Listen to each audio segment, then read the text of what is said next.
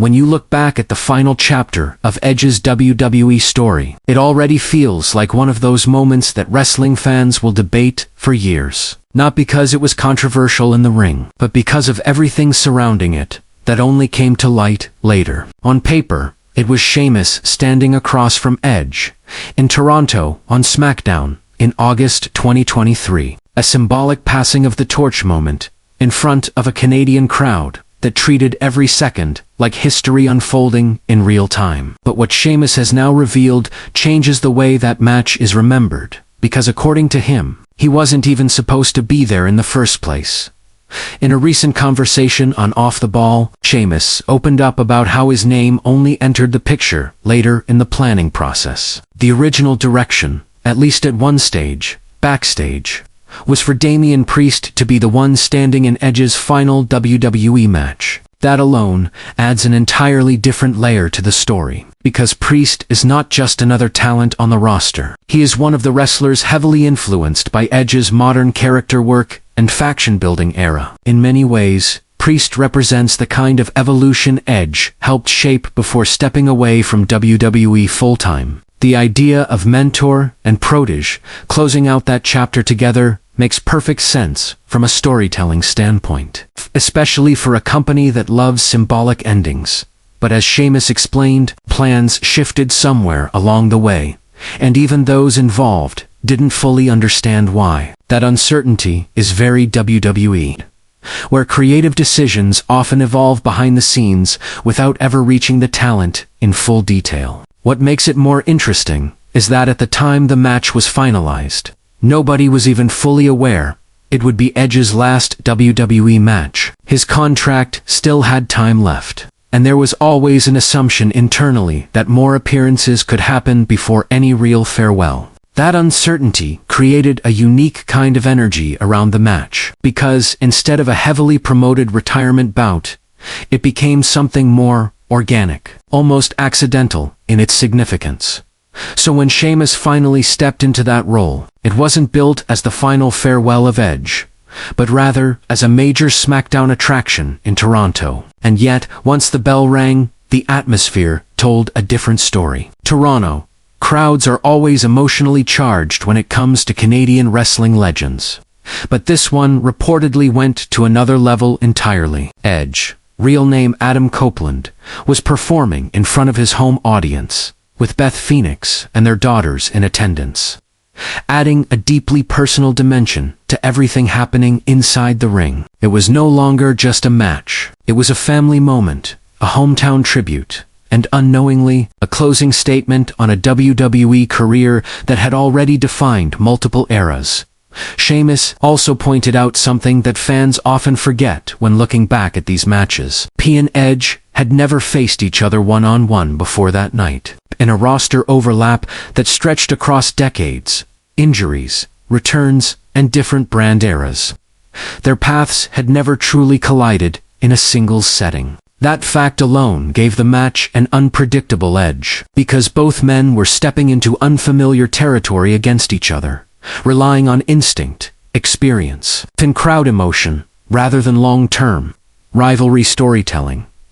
What makes the situation even more fascinating in hindsight is how naturally the match worked. Even without the retirement match label being fully established backstage, the crowd reacted as if they knew they were witnessing something final. That's one of those rare wrestling moments where audience perception and backstage reality don't fully align, but somehow enhance each other. Sheamus, known for his physical, hard-hitting style, and Edge, known for emotional storytelling and grit, created a contrast that felt like two different eras of WWE colliding in real time.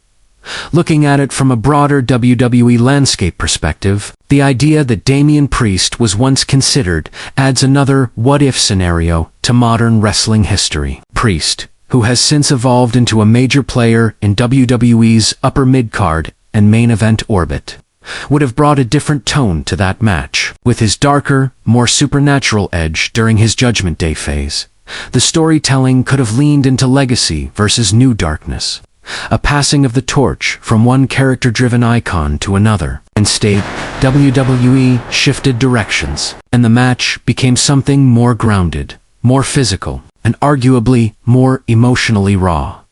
Meanwhile, Edge's eventual transition out of WWE and into AEW, as Adam Copeland added another twist to his legacy timeline. His final WWE appearance now stands as a unique checkpoint rather than a formal goodbye, which is why revelations like Sheamus's matter so much. They fill in the gaps of how wrestling decisions are made behind closed doors, where plans can change, not just weekly, but sometimes right up until the moment of execution. On Sheamus's side, the story takes on an entirely different emotional weight. Around the same general period, he began dealing with serious physical issues, particularly with his right shoulder. He described noticing the problem worsening after his Clash in Paris match. During his rivalry with Rusev, like many veterans in WWE, he initially tried to work through it, pushing his body beyond reasonable limits, something that has become almost a badge of honor in wrestling culture, but also a dangerous pattern that shortens careers. Eventually, the damage reached a point where he could no longer ignore it. He revealed that his condition deteriorated to the extent that he struggled with basic movement in his arms, which is often the breaking point for any performer who relies on upper body strength and impact-heavy offense like brogue kicks and power-based offense that led to surgery on December 30th, 2025. Followed by a long rehabilitation process.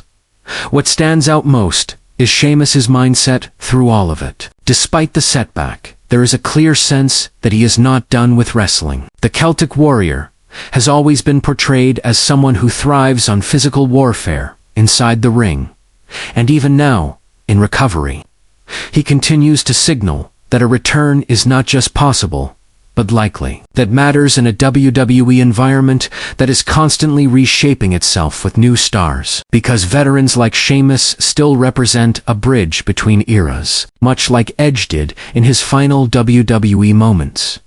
When you connect all these threads together, the story becomes bigger than just one match. It becomes about how wrestling history is often shaped by decisions fans never see, how final moments are sometimes only recognized in hindsight, and how careers overlap in ways that only make sense when someone later reveals what almost happened. Edge's final WWE match against Sheamus was never just about the result. And now, knowing Damian Priest was originally in consideration, it feels even more like a sliding door moment in WWE storytelling.